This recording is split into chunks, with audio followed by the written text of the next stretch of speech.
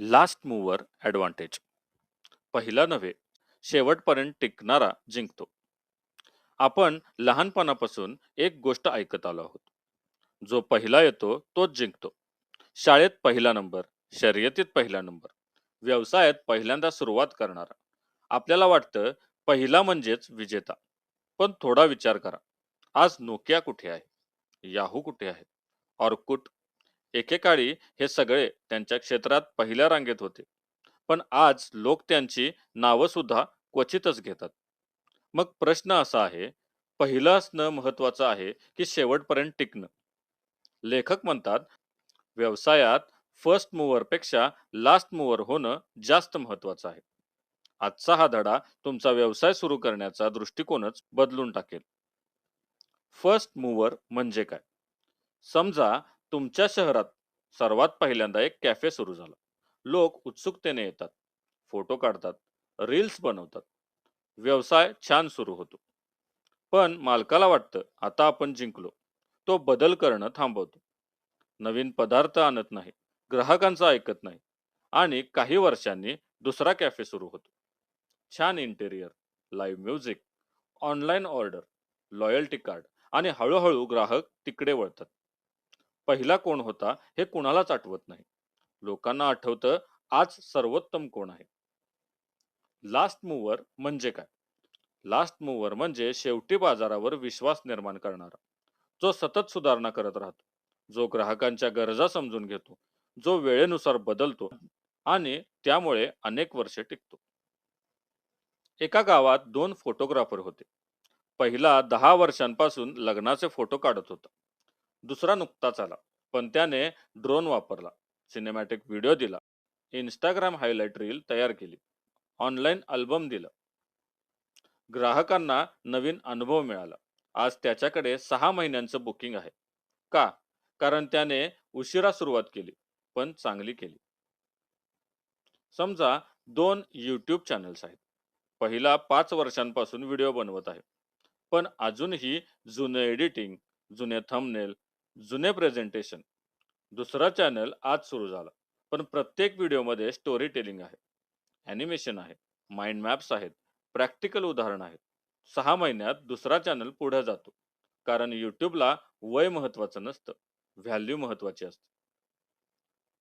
Print on demand business. समजा 2020 मध्ये कुणीतरी टी शर्ट व्यवसाय सुरू केला. त्या काळात तो खूप चालला, पण 4 वर्षांनीही तो तेच डिझाईन विकत आहे, त्याच कोट्स, तेच कलर्स, तेच मार्केटिंग. आता दुसरा एंटरप्रेनर येतो. तो एआय वापरून पर्सनलाइज डिझाईन तयार करतो. Marathi quotes, festival collections, limited edition, fast delivery. तो कमी वेळात ग्राहकांचा आवडता ब्रँड बनतो, कारण त्याने फक्त व्यवसाय सुरू केला नाही, तो सतत विकसित करत राहिला. लेखक सांगतात, व्यवसाय सुरू करणं सोपं आहे, पण पुढची 10 ते 20 वर्षे ग्राहक तुमच्याकडेच का येतील याचं उत्तर आजच शोधा. हा प्रश्न प्रत्येक उद्योजकाने स्वतःला विचारायला हवा. आणि इथेच बहुतेक लोक चूक करतात.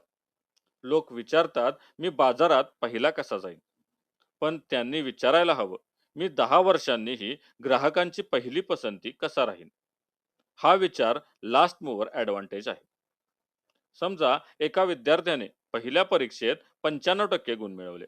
तो आनंदात राहिला, अभ्यास कमी झाला. दुसरा विद्यार्थी सुरुवातीला 70% वर होता, पण तो रोज सुधारत गेला, नवीन स्किल शिकला. शेवटी कॅम्पस प्लेसमेंट त्यालाच मिळाली. कारण आयुष्यात सुरुवात महत्वाची नसते, सातत्य महत्वाचे असते. जर तुम्ही यूट्यूब, इंस्टाग्राम आणि फेसबुकवर कंटेंट बनवत असाल, तर व्हायरल व्हिडिओ हे यश नाही. सतत लोकांना उपयोगी पडणारा कंटेंट हे खरं यश आहे. एका व्हायरल रीलमुळे फॉलोअर्स मिळतील, पण सातत्यपूर्ण क्वालिटीमुळे कम्युनिटी तयार होते. स्वतःला एक प्रश्न विचारा, जर आज तुमचा व्यवसाय बंद झाला, तर ग्राहक उद्या कोणाकडे जातील? जर उत्तर असेल कोणाकडेही, तर अजून तुमच्याकडे लास्ट मूव्हर ॲडव्हान्टेज नाही. पण जर ग्राहक म्हणाले, आम्हाला यांच्यासारखा दुसरा कोणीच मिळत नाही, तर तुम्ही योग्य दिशेने चालला आहात. आजच एक वही घ्या आणि हे 3 प्रश्न लिहा. माझा व्यवसाय 5 वर्षांनी कसा असेल? ग्राहक माझ्याकडेच का परत येतील? पुढच्या एका वर्षात मी कोणत्या 3 नवीन गोष्टी जोडणार आहे? या प्रश्नांची प्रामाणिक उत्तरं तुमचा पुढचा प्रवास ठरवतील. यातून मिळणारी मुख्य शिकवण: पहिला होणं ही उपलब्धी असू शकते, पण शेवटपर्यंत सर्वोत्तम राहणं हीच खरी यशाची ओळख आहे. बाजारात पहिल्यांदा येणारा इतिहास घडवू शकतो, पण शेवटपर्यंत टिकणारा भविष्य घडवतो. पुढच्या भागात आपण शिकणार आहोत द आयडिओलॉजी ऑफ कॉम्पिटिशन. आपल्याला लहानपणापासून स्पर्धा करायला शिकवलं जातं.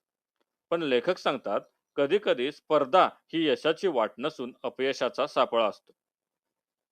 हा विचार तुमच्या शिक्षणाकडे, करिअरकडे आणि व्यवसायाकडे पाहण्याचा दृष्टिकोन बदलू शकतो.